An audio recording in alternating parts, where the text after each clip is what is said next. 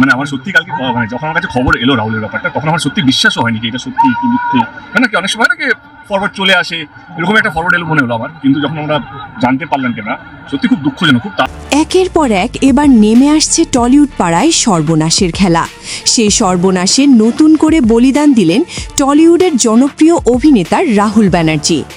এই অভিনেতা শুটিং করতে গিয়ে পানিতে ডুবে মৃত্যুবরণ করেছেন বলে টলিউডের একাধিক গণমাধ্যম নিশ্চিত করেছে। কিন্তু তা মানতে নারাজ পরাণ যায় জ্বলিয়া অভিনয় খ্যাত ওপার বাংলার টপ স্টার অভিনেতা দেব। এই অভিনেতা দেব একটি গণমাধ্যমের সাক্ষাৎকারে বলেন, যদি সে শুটিং টাইমে পানিতে পড়েও যায় কিন্তু সে দীর্ঘ সময় বেঁচে ছিল।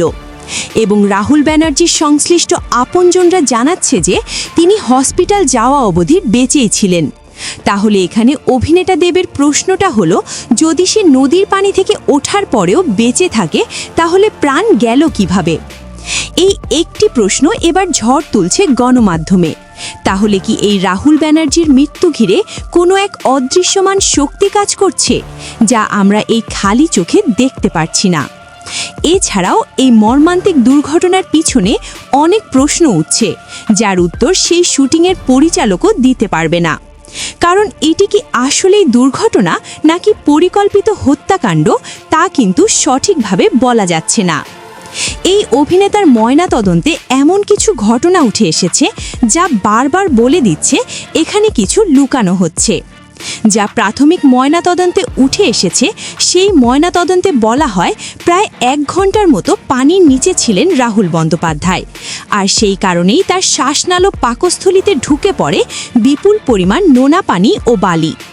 হাসপাতালের একটি দায়িত্বশীল সূত্র ট্রেন্ডস নিউজ 69কে নিশ্চিত করেছে, অস্বাভাবিক মাত্রায় শরীরে নোনা পানি ও বালির উপস্থিতির দিকটি ময়নাতদন্তের সবচেয়ে গুরুত্বপূর্ণ বিষয় বলে মনে করা হচ্ছে।